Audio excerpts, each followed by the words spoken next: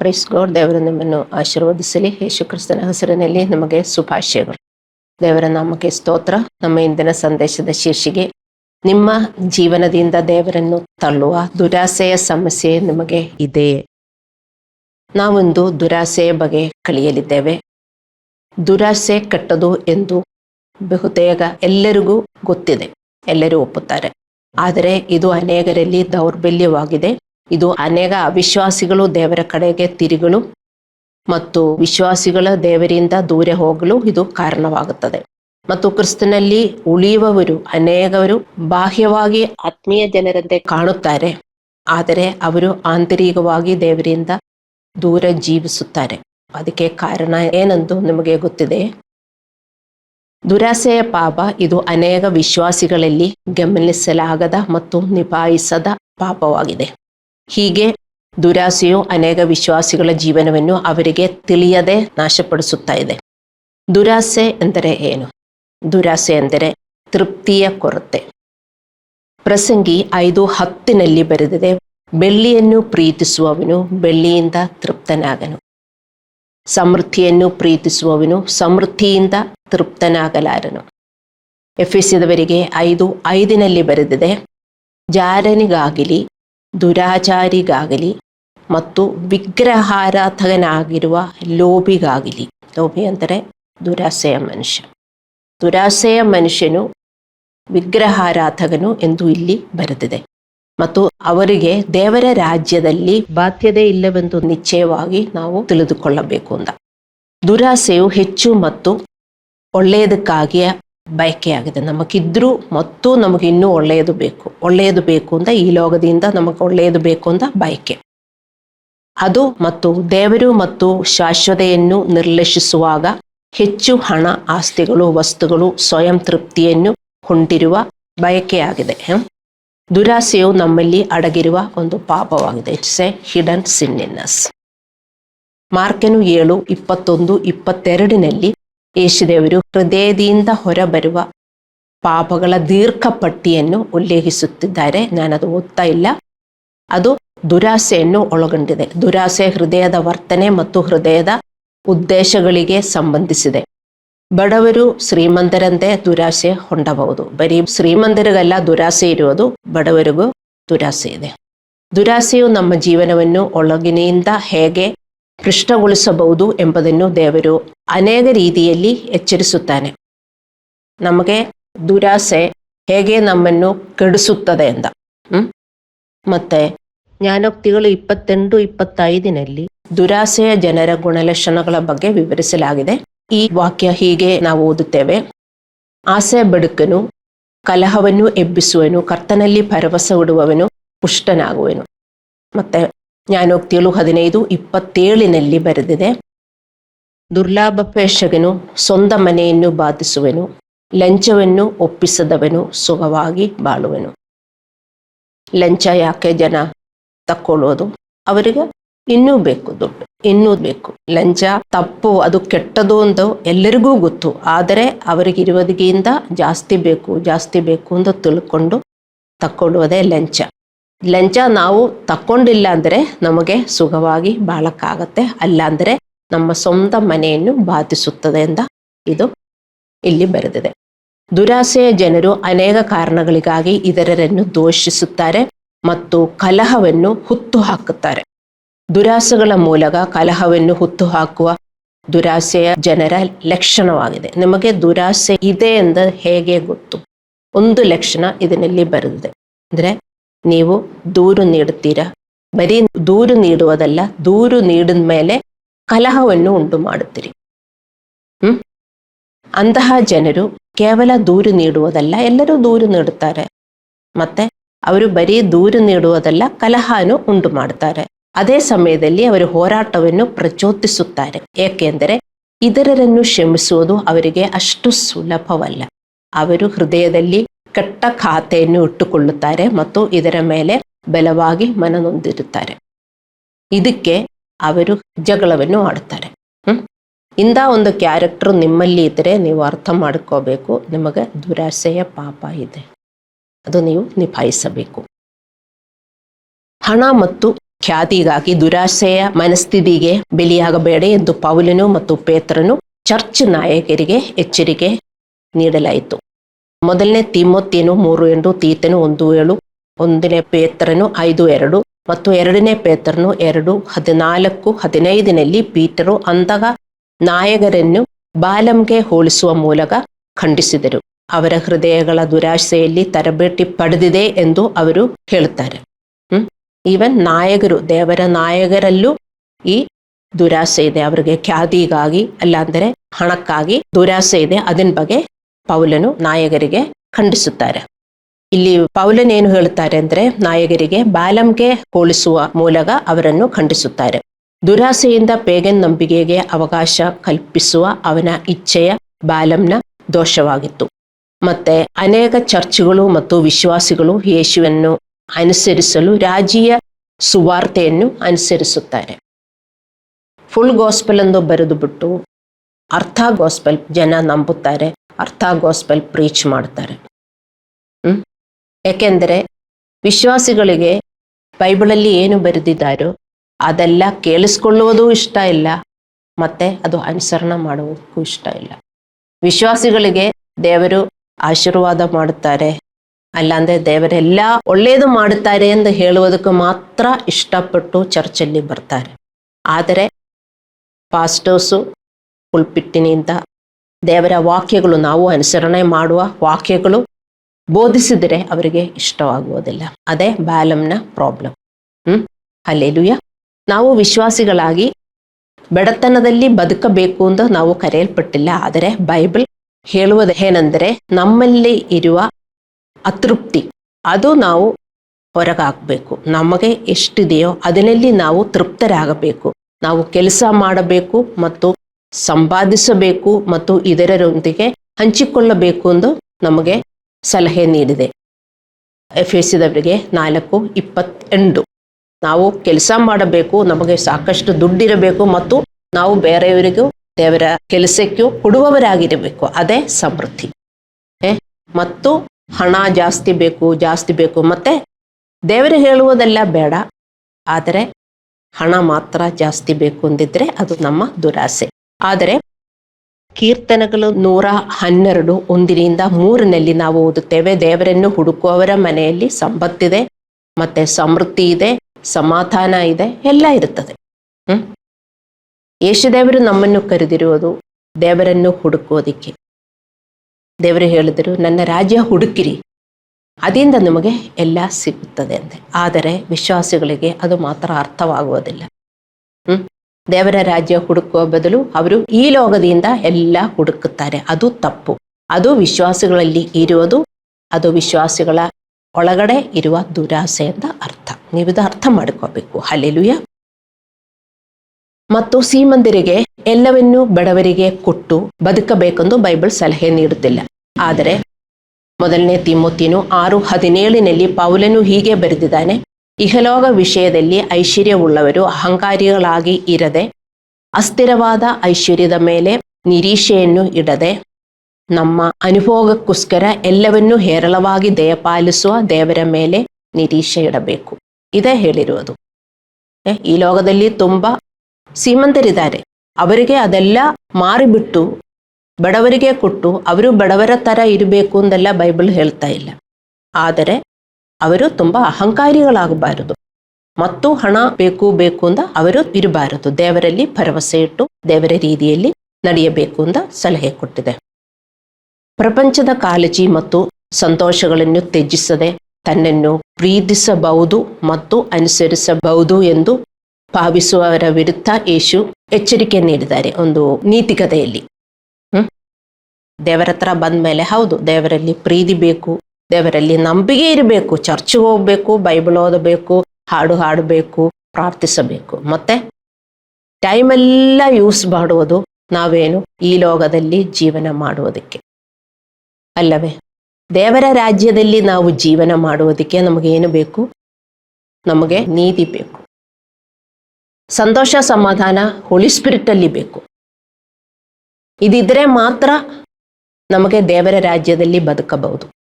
ಈ ಲೋಕದಲ್ಲಿ ನಮಗೆ ಬದುಕಬೇಕಂದ್ರೆ ನಮಗೆ ಹಣ ಬೇಕು, ಆಹಾರ ಬೇಕು, ಬಟ್ಟೆ ಬೇಕು, ಮನೆ ಬೇಕು, ಎಲ್ಲ ಬೇಕು. ಅದಕ್ಕೋಸ್ಕರ ನಾವು ಜಾಸ್ತಿ ಇಂಪಾರ್ಟೆನ್ಸ್ ಕೊಟ್ಟು ಹಾಗೇ ನಾವು ಬೆಳೆದು ಬಂದಿರ್ಬೋದು. ಮತ್ತು ಹಂಗೆ ನಾವು ಜೀವನ ಮಾಡಿದರೆ ನಮಗೂ ತುಂಬಾ ಕಷ್ಟಗಳು, ರೋಗಗಳು, ಆಕ್ಸಿಡೆಂಟ್ಸು, ತಕ್ಷಣ ಏನಾದರೂ ಕೆಟ್ಟದೆಲ್ಲ ಉಂಟಾಗುತ್ತದೆ. ದೇವರ ಹತ್ರ ಬಂದರೆ ಆಶೀರ್ವದಿಸಲ್ಪಟ್ಟದಾಗಿ ನಾವು ಜೀವನ ಮಾಡಬೇಕು. ಹೇಗೆ ನಾವು ಜೀವನ ಮಾಡುವುದು? ದೇವರನ್ನು ಹುಡುಕಬೇಕು, ದೇವರ ರಾಜ್ಯದಲ್ಲಿ ಜೀವನ ಮಾಡುವುದಕ್ಕೆ ನಾವು ಕಲಿಯಬೇಕು. ಅದನ್ನರ್ಥ ನಾವು ಈ ಲೋಕದಲ್ಲಿ ಎಜುಕೇಶನ್ ಮಾಡಬೇಡ, ಕೆಲಸಕ್ಕೆ ಹೋಗಬೇಡ, ಹಣ ಏನು ದುಡಿಯಬೇಡ ಅಂತ ಅಲ್ಲ. ಮತ್ತೆ ಏನೇ ನಾವು ಮಾಡಿದರೂ ನಾವು ಡೈಲಿ ದೇವರ ರಾಜ್ಯದಲ್ಲಿ ನಾವು ನಡೀತಾ ಇದೀಯಾ? ನಿಮ್ಗೆ ಅರ್ಥವಾಯ್ತೆ? ಈ ಲೋಕದಲ್ಲಿ ನಮ್ಗೆ ಜೀವನ ಮಾಡಬೇಕಂದ್ರೆ 3 ಹೊತ್ತು ಊಟ ಮಾಡಬೇಕು, ಬಟ್ಟೆ ಹಾಕಬೇಕು, ಅಲ್ಲವೇ? ಮನೆ ಇರಬೇಕು, ಇದೆಲ್ಲ ಇರಬೇಕು. ಅದೆಲ್ಲ ನಮಗೂ ಗೊತ್ತು. ಇಲ್ಲಾಂದ್ರೆ ಅಯ್ಯೋ ಎಷ್ಟೊಂದು ಅಳ್ಕೊಳ್ತಾರೆ, ತಾಯೇ ತಾಯೇ ತಾಯೇ ನೋಡ್ರಿ, ಸೀಮಂದರೆ ನೋಡ್ರಿ, ನಾನು ಬಡವರು, ನನಗೆ ಊಟಕ್ಕಿಲ್ಲ, ನನಗೆ ಹೊಟ್ಟೆಗಿಲ್ಲ, ನನಗೆ ಬಟ್ಟೆ ಇಲ್ಲ ಅಂತ ನಾವು ಕಿರುಚುತ್ತೇವೆ, ಅಲ್ಲವೇ? ಅದೇ ತರ ವಿಶ್ವಾಸಿಗಳು. ನಾವು ವಿಶ್ವಾಸಿಗಳಾಗಿ ಬಂದ ಮೇಲೆ ಬೈಬಲಲ್ಲಿ ಏನು ಬರೆದಿದೆ ಅಂತ ನಾವು ಅರ್ಥ ಮಾಡ್ಕೋಬೇಕು. ನಾವು ಡೈಲಿ ದೇವರ ರಾಜ್ಯದಲ್ಲಿ ಬದುಕಬೇಕು. ದೇವರ ಮಕ್ಕಳೇ ಅರ್ಥ ಮಾಡಿಕೊಳ್ಳಿ. ಹೇಗೆ ಬದುಕೋದು? ನಾವು ಸ್ವಯಂ ನಿಯಂತ್ರಣ ಮಾಡಿ ದೇವರ ಪಾತ್ರದಲ್ಲಿ ಜೀವನ ಮಾಡಿ, ಮತ್ತು ನಮಗೆ ತುಂಬ ಕೆಟ್ಟದು ಎಲ್ಲ ದುಃಖಕರ ಜೀವನ ಮತ್ತು ನೋವಿರುವ ಸಮಸ್ಯೆಗಳು ಎಲ್ಲ ಬರ್ತದೆ. ಆದರೂ ದೇವರು ಹೇಳಿದ್ರು, ಅದೆಲ್ಲ ನೀವು ನನ್ನನ್ನು ನಂಬಿ ಪ್ರಾರ್ಥಿಸಿ ನೀವು ಖುಷಿಯಾಗಿರಿ, ಯಾವಾಗಲೂ ಖುಷಿಯಾಗಿರಿ, ಎಡಬಿಡದೆ ಪ್ರಾರ್ಥಿಸಿ, ಮತ್ತೆ ದೇವರಿಗೆ ಸ್ತೋತ್ರ ಸ್ತುತಿಗಳು ಅರ್ಪಿಸಿ ಅಂತ. ಇದು ನಾವು ರೂಢಿ ಮಾಡಬೇಕು. ಹೇಗೆ ರೂಢಿ ಮಾಡುವುದು ದೇವರ ಮಕ್ಕಳೇ? ನೀವು ದೇವರ ಜೊತೆ ಇರೋದಕ್ಕೆ ಟೈಮ್ ಕಳೀಲಿಲ್ಲ ಅಂದರೆ ರೂಢಿ ಮಾಡಕ್ಕಾಗತ್ತಾ? ದಿನ ಪೂರ್ತಿ ಮನಸ್ಸಲ್ಲಿ ಏನಿದೆ? ಅಯ್ಯೋ ಕೆಲಸ ಮಾಡಬೇಕು, ಅಯ್ಯೋ ಅಡಿಗೆ ಮಾಡಬೇಕು, ಅಯ್ಯೋ ಓದಬೇಕು, ಬರೀ ಇದೇ ಯೋಚನೆ ಮಾಡಿಕೊಂಡಿದ್ರೆ ನಮಗೆ ದೇವರ ರಾಜ್ಯದಲ್ಲಿ ಜೀವನ ಮಾಡಕ್ಕಾಗಲ್ಲ. ನಾವು ಲೋಕದಲ್ಲೇ ಜೀವನ ಮಾಡ್ತಾ ಇದ್ದೀವಿ. ನೀವು ಅರ್ಥ ಮಾಡಿಕೋಬೇಕು. ಅದಕ್ಕೆ ಯೇಸುದೇವರು ಒಂದು ನೀತಿಕತೆ, ಬಿತ್ತುವವನು ಬೀಜಗಳನ್ನು ಬಿತ್ತುವ ನೀತಿಕತೆ, ಲೂಕ 8:5-8 ಅದು ವಿವರಿಸಲಾಗಿದೆ. ನಾನೆಲ್ಲ ಅದು ಓದ್ತಾ ಇಲ್ಲ, ಎಲ್ಲ ಎಕ್ಸ್ಪ್ಲೇನ್ ಮಾಡ್ತಾ ಇಲ್ಲ. ಇದು ಮುಳ್ಳುಗಳ ಮಧ್ಯೆ ಬಿತ್ತಿರುವ ಬೀಜಗಳ ಬಗ್ಗೆ ನಾನು ಎಕ್ಸ್ಪ್ಲೇನ್ ಮಾಡ್ತಾ ಇದ್ದೀನಿ. ಕೆಲವು ಬೀಜಗಳು ಮುಳ್ಳಿನ ನಡುವೆ ಬಿದ್ದವು ಮತ್ತು ಮುಳ್ಳುಗಳು ಬೆಳೆದು ಬೀಜದ ಬೆಳವಣಿಗೆಯನ್ನು ಕುಗ್ಗಿಸಿದವು. ಕೆಲವು ವಿಶ್ವಾಸಿಗಳು ಮೊದಲಿಗೆ ಸುವಾರ್ತೆಗೆ ಸಕಾರಾತ್ಮಕವಾಗಿ ಪ್ರತಿಕ್ರಿಯಿಸುತ್ತಾರೆ.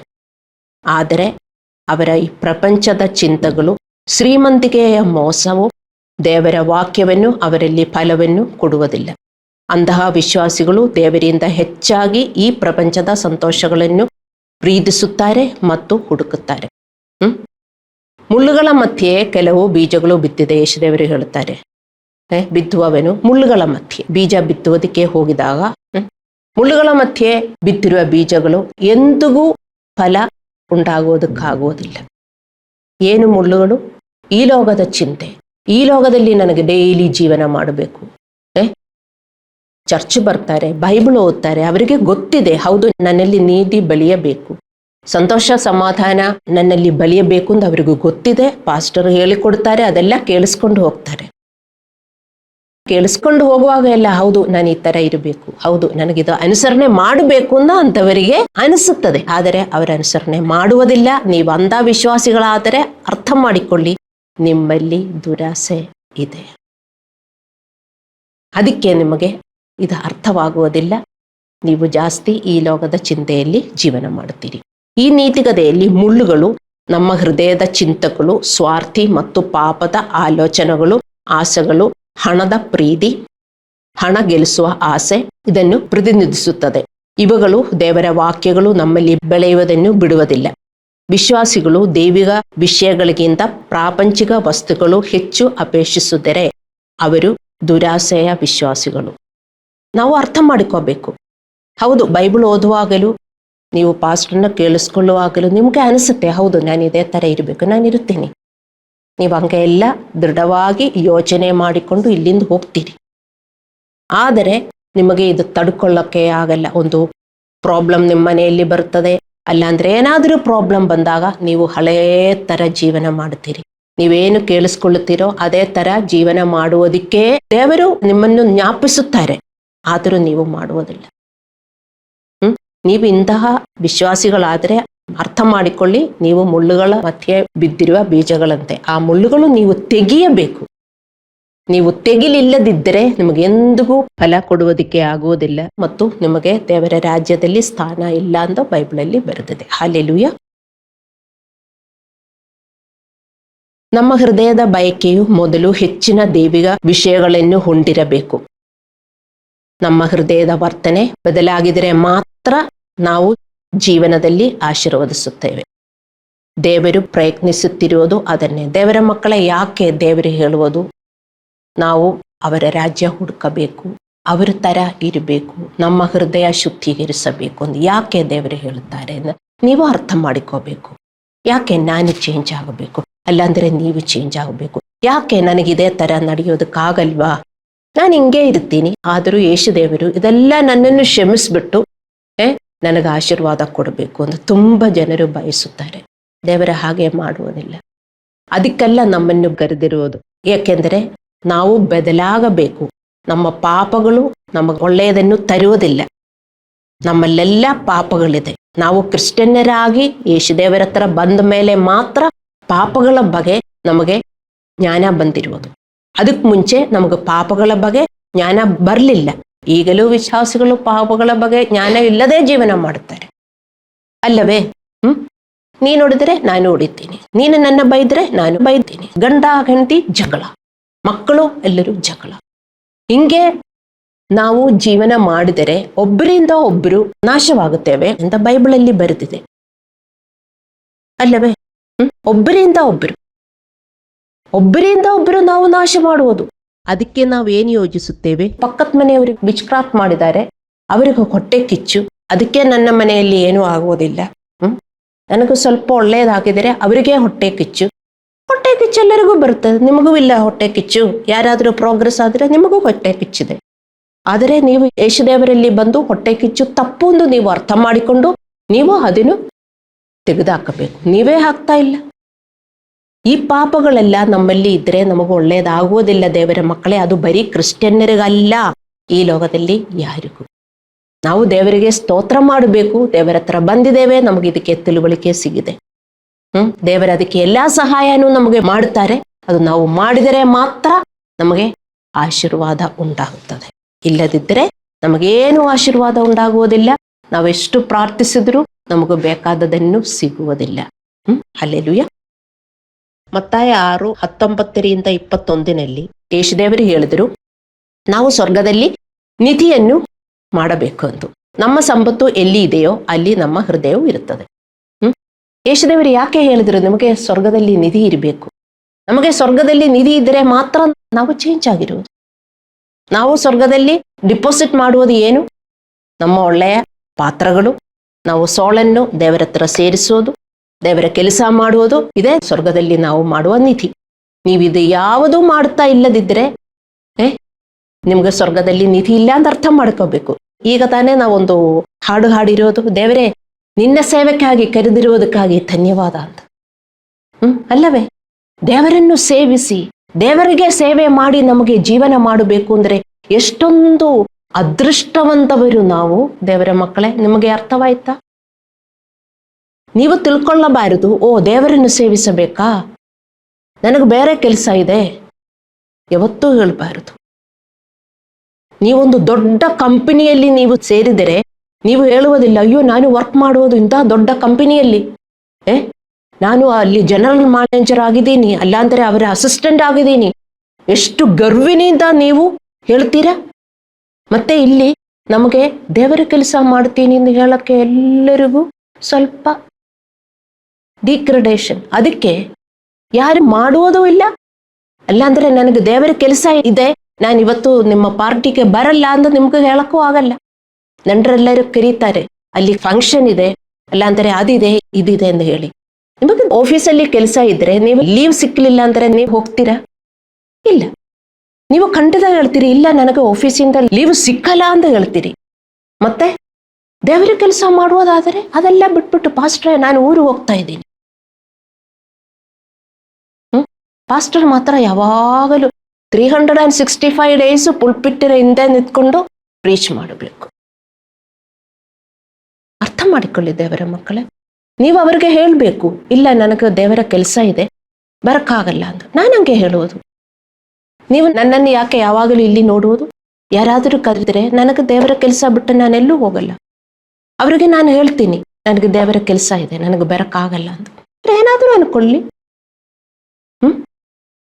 ಯೇಸುದೇವರು ಏನು ಹೇಳಿದ್ರು? If you are ashamed of me, I am ashamed of you. ಅಷ್ಟೇ ನೀವು ಅರ್ಥ ಮಾಡ್ಕೋಬೇಕು. ಅವರಿಗೆ ಹೇಳಕ್ಕೆ ನಾಚಿಕೆ ಪಡಬಾರದು. ಇದೆಲ್ಲ ಯಾಕೆ ನೀವು ಮಾಡುವುದು? ನಿಮ್ಮ ದುರಾಸೆಯಿಂದ. ಅರ್ಥ ಮಾಡ್ಕೋಬೇಕು. ಸೊ ದೇವರು ಹೇಳಿದ್ರು, ನಮಗೆ ಸ್ವರ್ಗದಲ್ಲಿ ನಿಧಿ ಬೇಕು. ದೇವರ ಮಕ್ಕಳೇ ಅರ್ಥ ಮಾಡ್ಕೋಬೇಕು. ನಿಮಗೆ ಈ ಲೋಕದಲ್ಲಿ ಬ್ಯಾಂಕ್ ಠೇವಣಿ ಬೇಕಂದ್ರೆ, ಬ್ಯಾಂಕ್ ಡಿಪಾಸಿಟ್ ಬೇಕಂದ್ರೆ ಎಷ್ಟೊಂದು ನೀವು ವರ್ಕ್ ಮಾಡಬೇಕು. ನೀವು ವರ್ಕ್ ಮಾಡ್ತೀರಿ, ಯಾಕೆಂದ್ರೆ ನಿಮಗೆ ಬ್ಯಾಂಕ್ ಡಿಪಾಸಿಟ್ ಬೇಕೇ ಬೇಕು. ಹಣದ ಆಸೆ ಇದೆ, ಎಲ್ಲರಿಗೂ ಇದೆ. ಹಣ ಎಲ್ಲರಿಗೂ ಬೇಕು. ಎಲ್ಲರೂ ಹಣ ಹುಡುಕುತ್ತೇವೆ, ಹಣಕ್ಕೋಸ್ಕರ ಜೀವನ ಮಾಡ್ತೇವೆ. ದೇವರ ಮಕ್ಕಳೇ ಅರ್ಥ ಮಾಡಿಕೊಳ್ಳಿ. ದೇವರ ಕೆಲಸ ಮಾಡಿ ದೇವರ ಮಕ್ಕಳೇ. ನೀವೊಬ್ಬೊಬ್ರು ಡೈಲಿ ಮಾಡ್ರಿ. ನಿಮ್ಮಿಂದ ಇನ್ನೊಬ್ಬರಿಗೆ ಒಳ್ಳೇದಾಗಬೇಕು, ಅದೇ ದೇವರ ಕೆಲಸ. ಮಾಡ್ತಾ ಇದ್ದೀರಾ? ನೀವು ಪ್ರಾರ್ಥಿಸುವ ಪ್ರಾರ್ಥನೆ ಆದರೂ ಸುಮ್ಮನೆ ಒಂದು ಪ್ರಾರ್ಥನೆ ಮಾಡಿ ನೀವು ಹೋಗಬಾರದು. ನೀವು ಹೃದಯದಿಂದ ಪ್ರಾರ್ಥನೆ ಮಾಡಬೇಕು. ದೇವರೇ, ಪಾಸ್ಟರ್ಗೆ ಶಕ್ತಿ ಕೊಡಿ, ಅವರಿಗೆ ಸಭೆ ನಡೆಸುವುದಕ್ಕೆ ಶಕ್ತಿ ಕೊಡಿ, ಒಬ್ಬೊಬ್ರಿಗೂ ಶಕ್ತಿ ಕೊಡಿ ದೇವರೇ. ನಿಮ್ಮ ಹೃದಯದಿಂದ ಪ್ರಾರ್ಥನೆ ಮಾಡಬೇಕು, ಬಾಯಿಂದಲ್ಲ. ಮತ್ತೆ ನಿಮ್ಮ ಹೃದಯ ಏನು? ಹೌದು, ನಾನು ಒಬ್ಬರಿಗೆ ಮಾತಾಡಿದೆ, ಅವ್ರಿಗೆ ಒಳ್ಳೆಯದಾಗಬೇಕು, ಆದರೆ ಮಾತ್ರ ನಿಮಗೆ ಸ್ವರ್ಗದಲ್ಲಿ ಡಿಪಾಸಿಟ್ ಇರುವುದು. ಸೊ ಯಾಕೆ ದೇವರು ಹೇಳಿರುವುದು ಹಿಂಗೆಲ್ಲ ಮಾಡಬೇಕು ಅಂತ? ನಮ್ಮ ಆಶೀರ್ವಾದಕ್ಕಾಗಿ. ಅದು ವಿಶ್ವಾಸಿಗಳಿಗೆ ತಿಳುವಳಿಕೆ ಬೇಕು.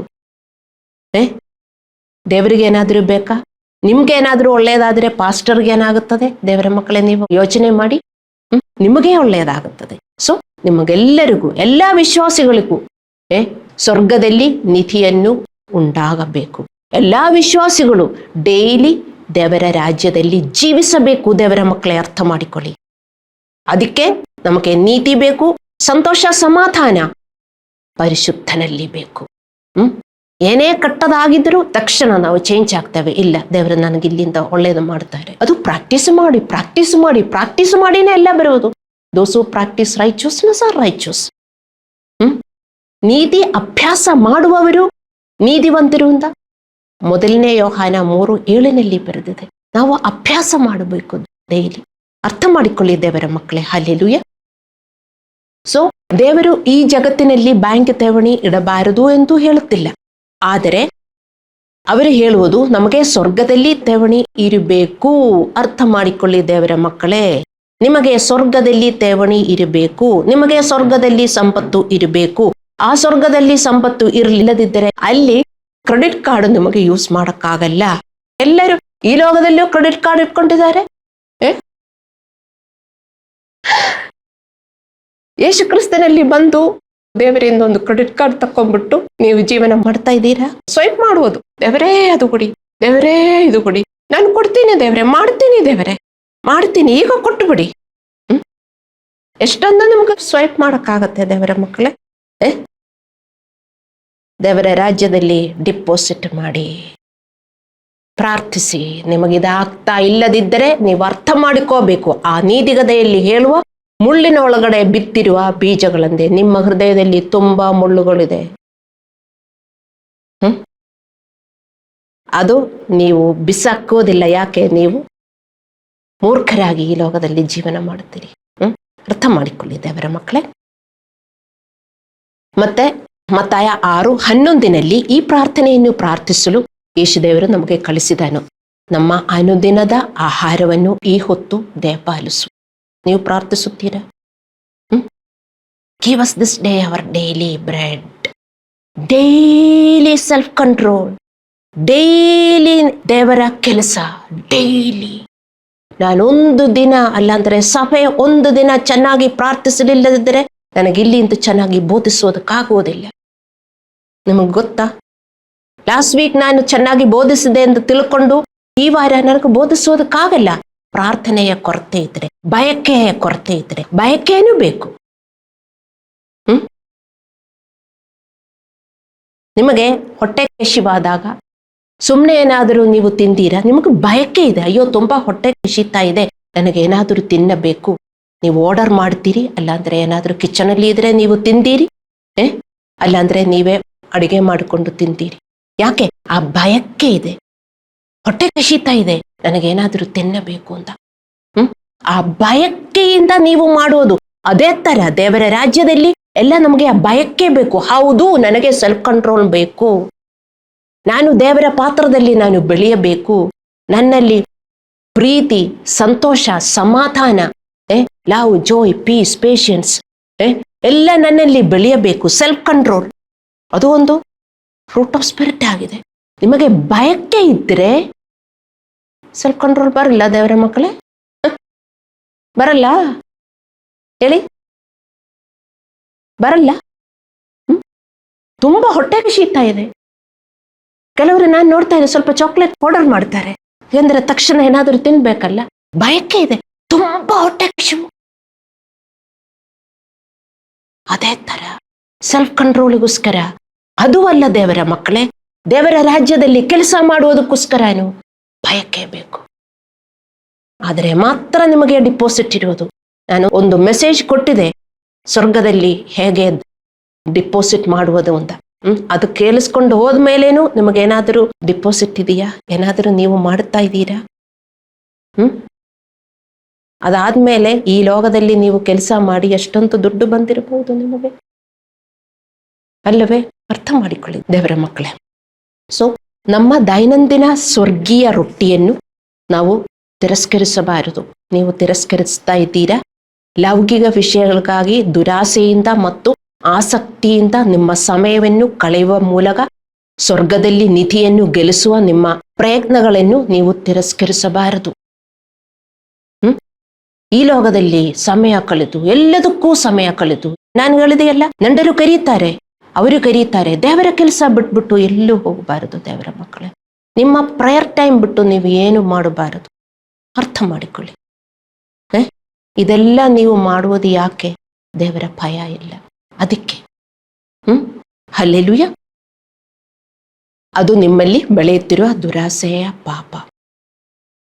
ಇದೊಂದು ದೌರ್ಬಲ್ಯವಾಗಿದೆ. ನಿಮಗದು ಗೊತ್ತಾಗ್ತಾ ಇಲ್ಲ. ಯಾಕೆ? ನಾನು ಒಂದು ಸಾರಿ ಪ್ರಾರ್ಥಿಸಲಿಲ್ಲ ಅಂದರೆ ಏನಾಗುತ್ತದೆ?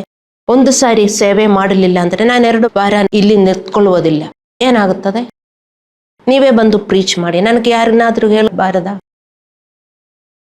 ನೀವು ಯಾರಾದರೂ ಸಂಡೇ ಬಂದು ಪ್ರೀಚ್ ಮಾಡಿ ನನಗೆ ಹೇಳಬಾರದಾ? ಯಾಕೆ ನಾನು ಹೇಳುವುದಿಲ್ಲ? ಇದು ನನ್ನ ಡ್ಯೂಟಿ, ನನ್ನ ಡ್ಯೂಟಿ ನಾನು ಮಾಡಬೇಕು. ಅದೇ ತರ ನಮ್ಮ ಒಬ್ಬೊಬ್ಬರಿಗೂ ನಮಗೆ ಡ್ಯೂಟಿ ಇದೆ. ಆ ಡ್ಯೂಟಿ ನಾವು ಮಾಡಬೇಕು. ಹಲ್ಲೆಲೂಯ. ಅದು ಮಾಡುವುದಕ್ಕೆ ಯಾಕೆ ನಿಮಗೆ ಮಾಡಕ್ಕಾಗ್ತಾ ಇಲ್ಲ ಅಂದ್ರೆ ನಾನು ಹೇಳ್ತಾ ಇರುವುದು, ನಿಮಗೆ ಬಯಕೆ ಇಲ್ಲ, ಪ್ರಾರ್ಥನೆ ಇಲ್ಲ. ಬಯಕೆ ಮತ್ತು ಪ್ರಾರ್ಥನೆ. ದೇವರ ಮಕ್ಕಳೇ, ಇದೆರಡು ಇಲ್ಲದಿದ್ದರೆ ಯಾರಿಗೂ ಏನು ಮಾಡೋಕ್ಕಾಗಲ್ಲ. ನಾನಾದರೂ ನನಗೂ ಆ ಬಯಕೆ ಇಲ್ಲ, ನನಗೆ ಆ ಪ್ರಾರ್ಥನೆ ಇಲ್ಲ, ನನಗೂ ಇಲ್ಲಿ ನಿಲ್ಲಕ್ಕಾಗಲ್ಲ. ನನಗೂ ಸಾಕಾ ಹೋಗಿದೆ, ನನಗೆ ಬಿಡಕ್ಕಾಗತ್ತಾ? ಹಂಗೆ ಅನಿಸುತ್ತದೆ. ಅಯ್ಯೋ, ಎಷ್ಟೊಂದು ನಾನು ಸಂಡೇ ಬಂದು ಪ್ರೀಚ್ ಮಾಡಬೇಕು, ನನಗೆ ಮನೆಯಲ್ಲಿ ಕೆಲಸ ಇಲ್ವಾ? ನನಗೆ ಯಾರಾದರೂ ದುಡ್ಡು ಕೊಡ್ತಾ ಇದ್ದೀರಾ? ಚರ್ಚಿನಿಂದ ದುಡ್ಡು ಕೊಡ್ತಾ ಇದೆಯಾ? ನಾನು ಕೆಲಸ ಮಾಡ್ತಾ ಇದ್ದೀನಿ. ಅರ್ಥ ಮಾಡಿಕೊಳ್ಳಿ ದೇವರ ಮಕ್ಕಳೇ, ಅವರವರ ಕೆಲಸ. ದೇವರ ರಾಜ್ಯದಲ್ಲಿ ಕೆಲಸ ಮಾಡುವುದಕ್ಕೆ ಈ ಲೋಕದಲ್ಲಿ ಯಾರೂ ಇಲ್ಲ. ಈಗ ಎಲ್ಲಾದರೂ ಒಂದು ವೇಕೆನ್ಸಿ ಬಂದಿದೆ ಅಂದರೆ ನೀವೆಲ್ಲರೂ ಎದ್ದು ಹೋಗ್ತೀರಾ. ಇಲ್ಲಿ ಯಾರೂ ಇರುವುದಿಲ್ಲ. ನಿಮ್ಗೆಲ್ಲರಿಗೂ ನೀವೆಲ್ಲಿ ಇದೀರೋ ಅದಕ್ಕೆಲ್ಲ ಒಂದು ಒಳ್ಳೆಯ ವೇಕೆನ್ಸಿ ಬಂದಿದೆ ಅಂದರೆ ಯಾರಾದರೂ ನ್ಯೂಸ್ ಕೊಟ್ರೆ ಇಲ್ಲಿ ಯಾರೂ ಇರುವುದಿಲ್ಲ. ಕುರ್ಸಿ ಎಲ್ಲ ಖಾಲಿ. ಅದೇ ವಿಶ್ವಾಸಿಗಳು. ಈ ಸ್ವಭಾವ ಬಿಡಬೇಕು ದೇವರ ಮಕ್ಕಳೇ. ದೇವರ ರಾಜ್ಯದಲ್ಲಿ ಯಾರು ಕೆಲಸ ಮಾಡುತ್ತಾರೆ? You should choose to do the work of God. I have chosen. ನಾನಿದ ಆಯ್ಕೆ ಮಾಡಿರೋದ್ರಿಂದ ನಾನು ಇಲ್ಲಿ ನಿಂತ್ಕೊಳ್ತಾ ಇದ್ದೀನಿ. ನನಗೂ ಕಷ್ಟ ಇದೆ, ಮತ್ತೆ ನಾನು ಪ್ರಾರ್ಥಿಸುತ್ತೀನಿ. ನಿಮ್ಮ ಪ್ರಾರ್ಥನೆ ಆದರೂ ನಾನು ಬೇಡಿಕೊಳ್ಳುತ್ತೀನಿ, ಅಲ್ಲವೇ? ನೀವು ಒಬ್ಬರನ್ನೊಬ್ಬರು ಪ್ರಾರ್ಥಿಸಬೇಕು. ಹಲ್ಲೆಲೂಯಾ. ಸೊ ನಾವು ಪ್ರಜ್ಞಾಪೂರ್ವಕವಾಗಿ ನಮ್ಮ ದೈನಂದಿನ ಸ್ವರ್ಗೀಯ ರೊಟ್ಟಿಯನ್ನು ಪಡೆಯುವ ಬಯಕೆ ಮತ್ತು ಪ್ರಯತ್ನಗಳನ್ನು ನಮಗೆ ಇಲ್ಲದಿದ್ದರೆ, ನಾವು ಉತ್ಸಾಹದಿಂದ ಮತ್ತು ಮನಸ್ಸಿನಿಂದ ಸ್ವರ್ಗದಲ್ಲಿ ನಿಧಿಯನ್ನು ನೀಡದಿದ್ದರೆ ನಾವು ದುರಾಸೆಯ ವಿಶ್ವಾಸಿಗಳು. ಡೌಟೇ ಇಲ್ಲ, ಡೌಟೇ ಇಲ್ಲ. ಅರ್ಥ ಮಾಡಿಕೊಳ್ಳಿ. ನನ್ನ ಮೇಲೆ ಮನನೊಂದಬಾರದು. You should not get offended at me, even those who are hearing from YouTube. ಯೂಟ್ಯೂಬಿನಿಂದ ಯಾರ್ಯಾರು ಕೇಳಿಸ್ಕೊಳ್ಳುತ್ತಾ ಇದ್ದಾರೋ ಅವರು ಮನನೊಂದಬಾರದು. ನಿಮಗೆ ಡೈಲಿ ರೊಟ್ಟಿ, ದೇವರ ರೊಟ್ಟಿ, ಇದು ನಮಗೆ ಪ್ರಾರ್ಥಿಸುವುದಕ್ಕೆ ದೇವರು ಹೇಳಿದ್ದಾರೆ. ನಮ್ಮ ಅನುದಿನದ ಆಹಾರವನ್ನು ಈ ಹೊತ್ತು ದಯಪಾಲಿಸು. Give us this daily bread. ನನಗೆ ಇವತ್ತಿನ ಸೆಲ್ಫ್ ಕಂಟ್ರೋಲ್, ಇವತ್ತು ಸೆಲ್ಫ್ ಕಂಟ್ರೋಲ್ ಇದೆ ಎಂದು ಹೇಳಿ ನಾಳೆ ಇರುವುದಿಲ್ಲ ದೇವರ ಮಕ್ಕಳೇ. ಅರ್ಥ ಮಾಡಿಕೊಳ್ಳಿ.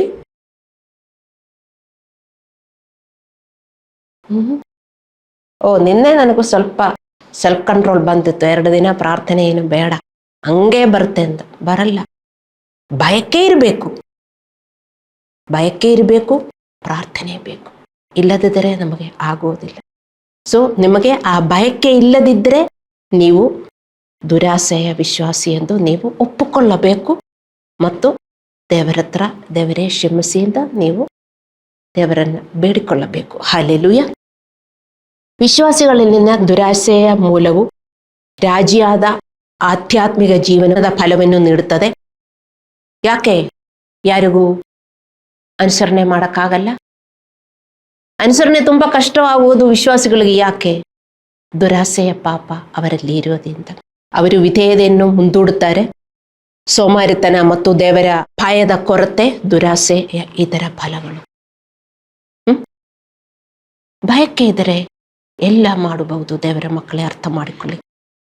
ದುಃಖಕರವೆಂದರೆ ದುರಾಸೆಯಿಂದ ಗುಲಾಮರಿಯಾಗುವವರು ಅವಿಶ್ವಾಸಿಗಳು ಮಾತ್ರವಲ್ಲ, ವಿಶ್ವಾಸಿಗಳು ದುರಾಶೆಯವರಾಗಿದ್ದಾರೆ. ವಿಶ್ವಾಸಿಗಳಲ್ಲಿ ದುರಾಸೆ ಇರುವುದರಿಂದ ಮಾತ್ರ ಅವರಿಗೆ ಅನುಸರಣೆಯಿಂದ ಜೀವನ ಮಾಡೋಕ್ಕಾಗುವುದಿಲ್ಲ. ಚಿಕ್ಕ ಸಮೂಹ ಇರುತ್ತದೆ ಈ ಲೋಕದಲ್ಲಿ, ಅವರು ಮಾತ್ರ ಸ್ವರ್ಗಕ್ಕೆ ಸೇರುವುದು. ಅವರು ಯಾವಾಗಲೂ ದೇವರ ಸೇವೆ ಮಾಡುತ್ತಾರೆ. ಅವರೆಂದೂ ಬಿಡುವುದಿಲ್ಲ. ದೇವರ ಸೇವೆಗೆ ರಿಟೈರ್ಮೆಂಟ್ ಇಲ್ಲ. ನಾವು ಸಾಯುವ ತನಕನೂ ನಾವು ದೇವರ ಸೇವೆ ಮಾಡಬೇಕು. ಆವಾಗ ಏನಾಗುತ್ತದೆ? ನಮಗೆ ಬೇಕಾಗಿರುವುದೆಲ್ಲ ನಮಗೆ ಸಿಗುತ್ತದೆ. ಕೀರ್ತನೆಗಳು 112 1-3 ನೀವು ಓದಿ. ನಮಗೆ ಸಮೃದ್ಧಿ, ಸಂಪತ್ತು, ಸಮಾಧಾನ, ಶಾಂತಿ ಎಲ್ಲ ನಮಗೆ ಸಿಗುತ್ತದೆ. ಅದಕ್ಕೆ ದೇವರು ಹೇಳ್ತಾ ಇರೋದು, ನೀವು ಸ್ವಾರ್ಥರಾಗಿ ಜೀವನ ಮಾಡಬೇಡಿ. ನನ್ನ ಹತ್ರ ಬಂದಿದ್ದೀರಲ್ಲ, ನಾನು ಮಾರ್ಗ ತೋರಿಸ್ತೀನಿ. ನಿಮಗೆ ಅಭಿವೃದ್ಧಿ ಉಂಟಾಗುವುದಕ್ಕೆ, ನಿಮ್ಮ ಒಳ್ಳೆಯ ಜೀವನಕ್ಕೆ, ನೀವು ಆರೋಗ್ಯವಾಗಿ ಜೀವನ ಮಾಡುವುದಕ್ಕೆ, ನಮ್ಮ ಮನೆಯಲ್ಲಿ ಸಂತೋಷ ಸಮಾಧಾನ ಉಂಟಾಗುವುದಕ್ಕೆ ನಾನು ದಾರಿ ತೋರಿಸುತ್ತೇನೆ. ಆ ದಾರಿಯಲ್ಲಿ ನಡೀರಿ ಅಂತ. ಯಾಕೆ ವಿಶ್ವಾಸಿಗಳು ಅಯ್ಯೋ ಅದು ತುಂಬಾ ಕಷ್ಟ ಅಂತ ಹೇಳ್ಬಾರದು. ತುಂಬಾ ಕಷ್ಟ ಅಂತ ನೀವು ಹೇಳಿದರೆ ನಿಮ್ಮಲ್ಲಿ ದುರಾಸೆಯ ಪಾಪ ಇದೆ ಅಷ್ಟೆ. ನಿಮಗೋಸ್ಕರ, ನಿಮ್ಮ ಮಕ್ಕಳಿಗೋಸ್ಕರ, ನಿಮ್ಮ ಮನೆಯವರಿಗೋಸ್ಕರ ಎಲ್ಲ ನೀವು ಪ್ರೇಯರ್ ಮಾಡುವುದು ಏನು ಈ ಲೋಕದ ವಿಷಯ ಅಲ್ಲ.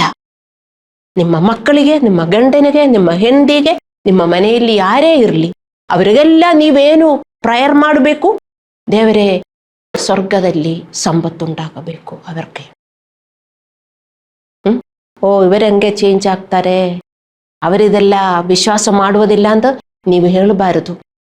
ಅವರು ನಿಮ್ಮ ಫ್ಯಾಮಿಲಿ ಮೆಂಬರ್ಸ್ ಇರಬಹುದು, ಆದರೆ ಅವರು ದೇವರ ಸೋಲು. ದೇವರ ಮಕ್ಕಳೇ ಅರ್ಥ ಮಾಡಿಕೊಳ್ಳಿ. ನೀವು ಪ್ರಾರ್ಥಿಸಿದರೆ ಮಾತ್ರ ಅವರಲ್ಲಿ ಚೇಂಜ್ ಉಂಟಾಗುವುದು. ಮತ್ತೆ ನೀವು ಡೌಟ್ ಇಟ್ಕೊಂಡು ನೀವು ಪ್ರಾರ್ಥಿಸಲಿಲ್ಲದಿದ್ದರೆ ಅವರೆಂದಿಗೂ ಚೇಂಜ್ ಆಗುವುದಿಲ್ಲ. ನಿಮಗೆ ಆ ವಿಶ್ವಾಸ ಬೇಕು, ನಂಬಿಕೆ ಬೇಕು. ಪ್ರಾರ್ಥಿಸುತ್ತಾ ಇರಿ, ಪ್ರಾರ್ಥಿಸುತ್ತಾ ಇರಿ. ನೀವು ಬಿಡಬಾರದು. You should not give up, you should not be tired. Keep praying, keep praying. Hallelujah. ಮತ್ತು ಯೆರೆಮೀಯ 6:13-14 ನಾವು ಓದುತ್ತೇವೆ. ಅವರಲ್ಲಿ ಚಿಕ್ಕವನು ಮೊದಲುಗೊಂಡು ದೊಡ್ಡವರವರೆಗೆ ಅವರೆಲ್ಲರೂ ತಮ್ಮನ್ನು ಲೋಕಕ್ಕೆ ಒಪ್ಪಿಸಿಕೊಟ್ಟಿದ್ದಾರೆ. ಪ್ರವಾದಿ ಮೊದಲುಗೊಂಡು ಯಾಜಕರವರೆಗೆ ಪ್ರತಿಯೊಬ್ಬನು ಸುಳ್ಳಾಗಿ ನಡೆದುಕೊಳ್ಳುತ್ತಾನೆ. ಸಮಾಧಾನವಿಲ್ಲದಿರುವಾಗ ಸಮಾಧಾನವೆಂದು ಹೇಳಿ ತನ್ನ ಜನರ ಕುಮಾರ್ತೆಯ ಗಾಯವನ್ನು ಹಗುರವಾಗಿ ಸ್ವಸ್ಥ ಮಾಡಿದ್ದಾರೆ. ಈ ವಾಕ್ಯದ ಸಂದರ್ಭವೇನೆಂದರೆ, ದೇವರು ಇಸ್ರಾಯೇಲ್ಯರನ್ನು ಅವರ ನೈತಿಕ ಮತ್ತು ಆಧ್ಯಾತ್ಮಿಕ ಅವನತಿಗಾಗಿ ಖಂಡಿಸುತ್ತಾರೆ. ಏನು ದೇವರು ಹೇಳ್ತಾರೆ? ಎಲ್ಲರೂ ಸುಳ್ಳಾಗಿ ನಡೆದುಕೊಳ್ಳುತ್ತಾರೆ. ಈವನ್ ಲೀಡರ್ಸ್ ಕೂಡ peace peace when there is no peace. ಹಂಗೆ ವಿಶ್ವಾಸಿಗಳು ಹೇಳ್ತಾರೆ ಅವರ ಮನೆಯಲ್ಲಿ ಪೀಸ್ ಇಲ್ಲ, ಆದರೂ peace peace peace pastor, full peace. ನಮ್ಮ ಮನೆಯಲ್ಲಿ ಪೀಸ್ ಬ್ಲಾಸ್ಟ್ ಆಗ್ತಾ ಇದೆ ಪಾಸ್ಟರ್. ನನಗೂ ಸುಳ್ಳು ಹೇಳುವುದು, ಎಲ್ಲ ಚೆನ್ನಾಗಿ ನಡೀತಾ ಇದೆ, ಎಲ್ಲ ಚೆನ್ನಾಗಿ ನಡೀತಾ ಇದೆ, ಏನು ಕೊರತೆ ಇಲ್ಲ. ಅವ್ರಿಗೋಸ್ಕರನೇ ಈ ವಾಕ್ಯ ಹೇಳಿರೋದು. ಜೆರೆಮೀಯ 6:13-14. ನಾಯಕರು ಮತ್ತು ಪ್ರವಾದಿಗಳಂತಹ ಸಮಗ್ರತೆಯ ಪುರುಷರು ಸಹ ಈ ಪಾಪದ ತಪ್ಪಿತಸ್ಥರಾಗಿದ್ದರು. ಈವನ್ ನಾಯಕರು ಕೂಡ, ವಿಶ್ವಾಸಿಗಳು ನಾಯಕರು ಎಲ್ಲ ಈ ಪಾಪದ ತಪ್ಪಿತಸ್ಥರಾಗಿದ್ದರು. ಜೆರೆಮೀಯನು ಒಬ್ಬ ಪ್ರಾಮಾಣಿಕ ಮತ್ತು ನಿಷ್ಠಾವಂತ ಡಾಕ್ಟರ್. ತನ್ನ ರೋಗಿಗಳಿಗೆ ನಿಜವಾದ ಕಾರಣಗಳನ್ನು ತಲುಪಿಸುವಂತೆ ಅವನು ಇಸ್ರಾಯೇಲಿಯರಿಗೆ ಆಧ್ಯಾತ್ಮಿಕ ಸಲಹೆಯನ್ನು ನೀಡುತ್ತಾ ಇದ್ರು. ತುಂಬಾ ಚೆನ್ನಾಗಿರುವ ಬೋಧನೆಯನ್ನೇ ಕೊಡುವುದು. ಏನು ಚೆನ್ನಾಗಿರುವ ಬೋಧನೆ ಅಂದರೆ ಸಭೆ ಬದಲಾವಣೆಯಾಗಬೇಕು, ಸಭೆಯಲ್ಲಿ ನೀತಿ ಬೆಳೆಯಬೇಕು, ವಿಶ್ವಾಸಿಗಳು ರಿಪೆಂಟ್ ಆಗಬೇಕು. ಬರೀ ರಿಪೆಂಟೆನ್ಸ್ ಹೇಳುವುದಲ್ಲ, ದೇವರೇ ಕ್ಷಮಿಸಿ ಎಂದು ಹೇಳುವುದಲ್ಲ, ಅವರು ಅದರಿಂದ ಹೊರಗೆ ಬರಬೇಕು. ಹಾಗೇನೆ ಜೆರೆಮೀಯನು ಬೋಧನೆ ಮಾಡುತ್ತಾ ಇದ್ರು. ಮತ್ತೆ ಅವರಿಗೆ ಏನು ತಪ್ಪು ಅಲ್ಲಾಂದ್ರೆ ಕೊರತೆ ಇದೆ ಅಂತ ಜೆರೆಮೀಯನು ಬೋಧಿಸುತ್ತಾ ಇದ್ರು. ಆದರೆ ಬೇರೆ ಪ್ರವಾದಿಗಳು ಎರಡನೇ ಅಭಿಪ್ರಾಯವನ್ನು ಕೇಳಿದರು. ಅವರು ಜೆರೆಮೀಯನ ಮಾತನ್ನು ಕೇಳಬೇಡಿ ಎಂದು ಹೇಳಿದರು. ಅವರು ಆಂತರಿಕ ರೂಪಾಂತರವಿಲ್ಲದೆ ವಿಮೋಚನೆ ಮತ್ತು ಶಾಂತಿಯನ್ನು ಭರವಸೆ ನೀಡಿದರು.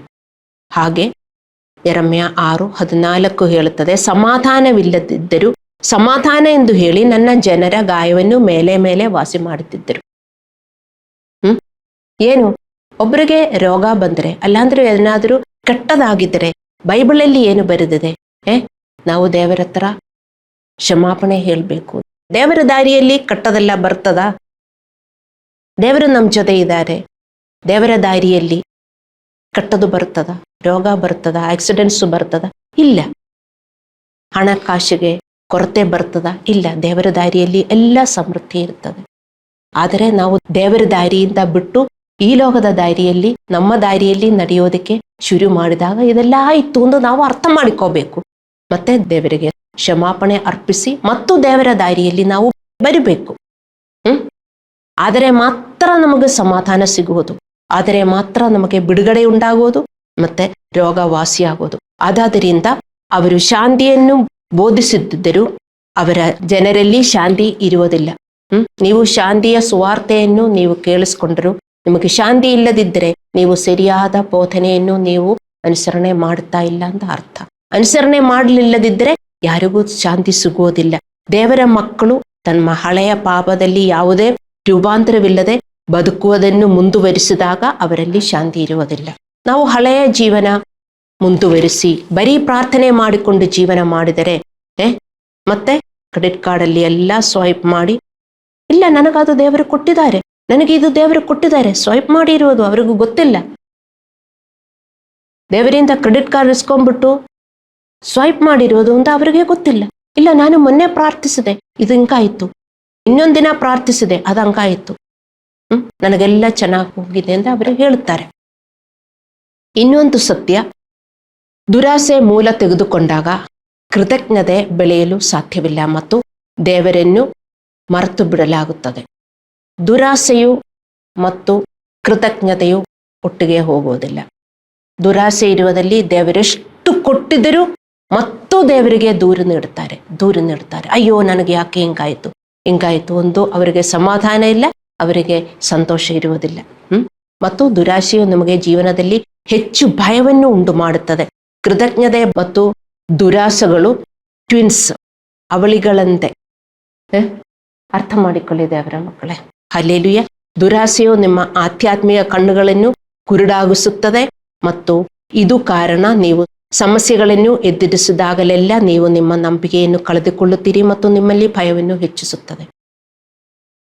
ದುರಾಸೆಯು ನಮ್ಮ ಕಣ್ಣನ್ನು ಕುರುಡಾಗಿ ನಮಗೆ ಆತ್ಮೀಯವಾಗಿರುವುದು ಅರ್ಥವಾಗುವುದಿಲ್ಲ. ನಿಮಗೆ ಅರ್ಥವಾಗ್ತಾ ಇದೆಯಾ ದೇವರ ಮಕ್ಕಳೇ? ಅದಕ್ಕೆ ಏನಾದರೂ ಒಂದು ಚಿಕ್ಕ ವಿಷಯ ಬಂದರೂ ವಿಶ್ವಾಸಿಗಳಿಗೆ ತುಂಬ ಭಯವಾಗುತ್ತದೆ. ಅವರು ಅಳುತ್ತಾರೆ, ಅಯ್ಯೋ ನನಗೇನಾಗಿದೆ ಎಂದು ಗೊತ್ತಿಲ್ಲ, ಅವರಿಗೂ ಸಮಾಧಾನನೇ ಇರುವುದಿಲ್ಲ. ಆದರೆ ನಿಮ್ಮಲ್ಲಿ ದುರಾಸೆ ಇಲ್ಲದಿದ್ದರೆ, ದೇವರ ದಾರಿಯಲ್ಲಿ ನಡೆದಿದ್ದರೆ ಏನೇ ಬಂದರೂ ಅವ್ರಿಗೆ ಅರ್ಥವಾಗುತ್ತದೆ. ದೇವರು ಹೇಳಿದ್ರು, ಈ ಲೋಕದಲ್ಲಿ ನಮಗೆ ಕಷ್ಟ ಇದೆ ಎಂದೆ, ಆದರೆ ನಾನಿದ್ದೀನಿ, ನನ್ನ ದಾರಿಯಲ್ಲಿ ನೀವು ನಡೆಯೋಕ್ಕೆ ಶುರು ಮಾಡ್ರಿ. ನಮಗೆ ತಕ್ಷಣ ಆ ತಿಳುವಳಿಕೆ ಬರ್ತದೆ, ಮತ್ತೆ ನಮಗೆ ಸಮಾಧಾನನೂ ಸಂತೋಷವೂ ಆಗುತ್ತದೆ. ಇವತ್ತು ನಿಮ್ಮ ಭದ್ರತೆಯ ಮೂಲ ಯಾವುದು? ಅದು ಹಣ ಅಲ್ಲಾಂದರೆ ದೇವರ? ನಿಮ್ಮ ಭದ್ರತೆ ಏನು? ಯೇಸು ದೇವರು ನಿಮ್ಮ ವೈಯಕ್ತಿಕ ಜೀವನದಲ್ಲಿ ಇದ್ದಾರೆ. ತುಂಬ ಜನರ ಮನೆಗಳಲ್ಲಿ ಎಲ್ಲರೂ ವಿಶ್ವಾಸಿಗಳಾಗಿದ್ದಾರೆ, ಎಲ್ಲರೂ ಜ್ಞಾನ ಸ್ನಾನ ತಕ್ಕೊಂಡು ದೇವರಲ್ಲಿ ಬಂದಿದ್ದಾರೆ. You should be more lucky people. Let me tell you, ನಮ್ಮ ಕೆಲವು ಮನೆಯಲ್ಲೆಲ್ಲ ಎಲ್ಲರೂ ಬರಲಿಲ್ಲ ದೇವರ ಕಡೆಗೆ, ಆದರೆ ಕೆಲವು ಮನೆಯಲ್ಲೆಲ್ಲ ಎಲ್ಲರೂ ಬಂದಿದ್ರೆ you are the luckiest person. You should understand. ಆದರೂ ನೀವೇನು ಇನ್ನೂ ಬಡ್ಕೊಳ್ತಾ ಇರುವುದು, ನನಗೆ ಹಣ ಕೊರತೆ ಇದೆ, ಅಲ್ಲಾಂದ್ರೆ ಆರೋಗ್ಯ ಕೊರತೆ ಇದೆ, ಅದೇಂದು ನೀವು ಪ್ರಾರ್ಥಿಸುತ್ತಾ ಇದ್ದೀರಾ. ನಿಮ್ಮ ಭದ್ರತೆ ಇವತ್ತು ನನಗೇನಿಲ್ಲ, ಭದ್ರತೆ ದೇವರ ಮಕ್ಕಳೇ ನೀವು ಅರ್ಥ ಮಾಡ್ಕೋಬೇಕು. ದೇವರಿರಬೇಕು. ನಿಮ್ಮ ಮನೆಯಲ್ಲಿ ಎಲ್ಲರೂ ವಿಶ್ವಾಸದಲ್ಲಿ ಬಂದರೆ ಅವರೆಲ್ಲ ಯೇಸು ದೇವರ ಹತ್ರ ಬಂದು ಯೇಸು ದೇವರ ದಾರಿಯಲ್ಲಿ ನಡೆಯುವುದಕ್ಕೋಸ್ಕರ ನೀವು ಪ್ರಾರ್ಥಿಸಬೇಕು. ನಿಮ್ಮ ಮನೆಯಲ್ಲಿ ಇನ್ನೂ ದೇವರ ಕಡೆಗೆ ಬರಲಿಲ್ಲದಿದ್ದರೆ ಅದಕ್ಕೋಸ್ಕರ ನೀವು ಪ್ರಾರ್ಥಿಸಬೇಕು. ಮೊದಲು ಅವರಿಗೆ ಒಂದು ಕೆಲಸ ಸಿಗೋದಕ್ಕೂ, ಒಳ್ಳೆ ಎಜುಕೇಶನ್ ಸಿಗೋದಕ್ಕೂ, ರೋಗವಾಸಿ ಆಗೋದಕ್ಕೂ ಅಲ್ಲ ನೀವು ಮೊದಲು ಪ್ರಾರ್ಥನೆ ಮಾಡುವುದು. ಅಲ್ಲಾಂದ್ರೆ ಮದುವೆ ಆಗಲಿಲ್ಲ ಅಂದ್ರೆ ಮದುವೆ ಆಗೋದಕ್ಕೂ ಅಲ್ಲ ನೀವು ಮೊದಲು ಪ್ರಾರ್ಥನೆ ಮಾಡಬೇಕಾಗಿರುವುದು. ಅವರು ದೇವರ ಕಡೆಗೆ ಬಂದು ಅವರು ಸ್ವರ್ಗದಲ್ಲಿ ನಿಧಿಯನ್ನು ಸೇರಿಸಬೇಕು. ನಿಮ್ಮ ಹೃದಯ ದೇವರು ನೋಡ್ತಾರೆ. ದೇವರ ಮಕ್ಕಳೇ, ನಿಮಗೆ ಆ ಬಯಕೆ ಇತ್ತು, ಆ ಬಯಕೆಯಿಂದ ನೀವು ಪ್ರಾರ್ಥಿಸಿದರೆ ಅವರು ಸ್ವಲ್ಪ ಸ್ವಲ್ಪವಾಗಿ ಖಂಡಿತ ಚೇಂಜ್ ಆಗುತ್ತಾರೆ. ನಿಮಗೆ ಆ ಬಯಕೆ ಇಲ್ಲದಿದ್ದರೆ ನೀವೆಷ್ಟು ಪ್ರಾರ್ಥಿಸಿದರೂ ಅವರಿಗೆ ಚೇಂಜ್ ಇರುವುದಿಲ್ಲ. ಸೊ ನಿಮ್ಮ ಭದ್ರತೆ ಹಣ ಅಲ್ಲ, ಎಜುಕೇಶನ್ ಅಲ್ಲ, ನಿಮ್ಮ ಆರೋಗ್ಯ ಅಲ್ಲ, ದೇವರು. ದೇವರಿದ್ದಾರೆ. ನಾನು ದೇವರ ದಾರಿಯಲ್ಲಿ ನಡೀತೀನಿ. ಮತ್ತು ನಿಮ್ಮ ಫ್ಯಾಮಿಲಿ ಮೆಂಬರ್ಸ್ಗೋಸ್ಕರನೂ ನೀವು ಪ್ರಾರ್ಥಿಸೋದು, ಅವರು ದೇವರ ದಾರಿಯಲ್ಲಿ ನಡೆಯುವುದಕ್ಕೆ. ನೋಡಿ, ನಿಮಗೆ ಈಗ ಏನು ಒಳ್ಳೆ ಜಾಬ್ ಇದ್ರೆ, ಅಲ್ಲಾಂದ್ರೆ ನಿಮಗೆ ಸಾಕಷ್ಟು ಹಣ ಇದ್ರೆ ಭದ್ರತೆ ಇದೆ ಎಂದು ನಿಮಗೆ ಅನಿಸುತ್ತದಾ? ಆವಾಗಲೂ ಏನು ಸಿಕ್ಕಿದರೂ ನಿಮಗೆ ಭದ್ರತೆ ಇರುತ್ತದೆ ಎಂದು ನಿಮಗೆ ಅನಿಸೋದಿಲ್ಲ. ಈಗ ಇಲ್ಲದಿದ್ರೆ ನೀವು ತಿಳ್ಕೊಳ್ತೀರಿ, ಓ ನನಗೊಂದು ಒಳ್ಳೆ ಮನೆ ಇದ್ರೆ, ಅಲ್ಲಾಂದ್ರೆ ಒಂದು ಒಳ್ಳೆ ಕೆಲಸ ಇದ್ರೆ, ಇಲ್ಲಾಂದ್ರೆ ಸ್ವಲ್ಪ ಡಿಪಾಸಿಟ್ ಇದ್ರೆ ನನಗೂ ತುಂಬಾ ಖುಷಿ ಆಗುತ್ತೆ ಅಂದೆ. ಅದೆಲ್ಲ ಸಿಕ್ಕಿದ್ರೂ ಯಾರಿಗೂ ಖುಷಿ ಆಗುವುದಿಲ್ಲ. ಅದೇ ಸತ್ಯ, ಅರ್ಥ ಮಾಡಿಕೊಳ್ಳಿ. ಇದೆಲ್ಲ ಬಿಟ್ಟು ಇವತ್ತು ನಮ್ಮ ಜೀವನದಲ್ಲಿ ಯೇಸುದೇವರಿದ್ದಾರೆ. ಯೇಸುದೇವರು ಸತ್ಯ ತಿಳಿಸಿಕೊಟ್ಟಿದ್ದಾರೆ. ಅದೇ ನಮ್ಮ ಭದ್ರತೆ. ನೀವು ಖುಷಿಯಾಗಿರಬೇಕು, ದೇವರಿಗೆ ಸ್ತೋತ್ರ ಸ್ತುತಿಗಳು ಹೇಳಬೇಕು. ಮತ್ತೆ ಯಾವಾಗಲೂ ನಿಮ್ಮ ಬದಲಾವಣೆಗೋಸ್ಕರ, ನಿಮ್ಮ ಕುಟುಂಬ ಸದಸ್ಯರ ಬದಲಾವಣೆಗೋಸ್ಕರ ನೀವು ಪ್ರಾರ್ಥಿಸುತ್ತಾ ಇರಬೇಕು. ಒಂದು ದಿನಾನು ನೀವು ಬಿಡಬಾರದು ದೇವರ ಮಕ್ಕಳೇ. ಒಂದು ದಿನಾನು ಡೈಲಿ ಬ್ರೆಡ್ ಅನ್ನು ನೀವು ಅರ್ಥ ಮಾಡಿಕೊಳ್ಳಿ. ನಿನ್ನೆ ಪ್ರಾರ್ಥಿಸಿದೆ, ಇವತ್ತು ನಾನು ನನ್ನ ಫ್ಯಾಮಿಲಿ ಮೆಂಬರ್ಸ್ಗೋಸ್ಕರ ಪ್ರಾರ್ಥಿಸುವುದಿಲ್ಲ ಅಂತ ನಿಮಗೆ ಹೇಳಕ್ಕಾಗಲ್ಲ. ನಾವು ಪ್ರಾರ್ಥಿಸಿದಾಗ ಮಾತ್ರ ಆ ಕಂಟ್ರೋಲ್ ಅವರಿಗೆ ಬರ್ತದೆ. ಒಂದಿನ ಪ್ರಾರ್ಥಿಸಲಿಲ್ಲದೆ ಹಂಗೆ ಬಿಟ್ರೆ ಅವರಿಗೆ ಕಂಟ್ರೋಲ್ ಇರೋದಿಲ್ಲ ಅಂತ ನೀವು ಅರ್ಥ ಮಾಡಿಕೋಬೇಕು. ಹಲ್ಲೆಲೂಯಾ. ಮತ್ತು ದೇವರ ಕೆಲಸಕ್ಕೆ ನಿಮ್ಮ ಪಾಲನ್ನು ನೀಡದೆ ನಿಮ್ಮ ಎಲ್ಲಾ ಹಣವನ್ನು ನಿಮಗಾಗಿ ಬೆಳೆಸುತ್ತೀರಾ. ಕೆಲವರಿಗೆ ಹೇಳ್ತಾರೆ, ನನಗೆ ದುಡ್ಡಿಲ್ಲ, ನನಗೆ ರೆಂಟ್ ಕೊಡಕ್ಕೆ ದುಡ್ಡಿಲ್ಲ, ಇಲ್ಲಾಂದ್ರೆ ಅದಕ್ಕೆ ಕೊಡಕ್ಕೆ ದುಡ್ಡಿಲ್ಲ ಅಂತ ಹೇಳಿ ಅವರು ದೇವರ ಕೆಲಸಕ್ಕೆ ಕೊಡುವುದಿಲ್ಲ. ಹಂಗೆ ನೀವು ಇರಬಾರದು. ಮೊದಲು ನೀವು ಕೊಡಬೇಕಾಗಿರುವುದು, ನಿಮಗೆ ಏನೇ ದುಡ್ಡು ಸಿಕ್ಕಿದಿರು ದೇವರ ಮಕ್ಕಳೇ, ಮೊದಲು ನೀವು ತೆಗೆದಿಡಬೇಕಾಗಿರುವುದು ದೇವರಿಗೆ, ದೇವರ ಪಾಲು. ಏನೇ ಎಲ್ಲಿಂದ ಸಿಕ್ಕಿದಿರು, whatever may be the source you get, first a share should be given to God. ಅದು ತೆಗೆದಿಟ್ಟು ಮಾತ್ರ ಮಿಕ್ಕಿರುವುದು ನೀವು ಯೂಸ್ ಮಾಡಬೇಕು. ಅದು ಏನು ತೋರಿಸುತ್ತದೆ? First importance you are giving to God. God will bless your money. Hallelujah. ಅಥವಾ ನೀವು ನಿಮ್ಮ ಹೃದಯದಲ್ಲಿ ಹಣಕಾಸಿನ ಸಮಸ್ಯೆಯ ಬಗ್ಗೆ ದೂರು ನೀಡುತ್ತಾ ಇದ್ದೀರಾ. ದುರಾಸೆಯು ನಿಮ್ಮನ್ನು ಎಂದಿಗೂ ನಿಜವಾದ ಸಂತೋಷದಿಂದ ಮತ್ತು ದೇವರಿಂದ ಅದ್ಭುತವಾದ ಆಶೀರ್ವಾದಗಳನ್ನು ಅನುಭವಿಸದಂತೆ ಮಾಡುವುದಿಲ್ಲ. ಅದೆಲ್ಲ ತಡೆಯಾಗುತ್ತದೆ. ದೇವರೇ ಪ್ರಾಮಿಸ್ ಮಾಡಿರುವುದು ಯಾವುದೂ ದುರಾಸೆಯ ವಿಶ್ವಾಸಿಗಳಿಗೆ ಸಿಗುವುದಿಲ್ಲ.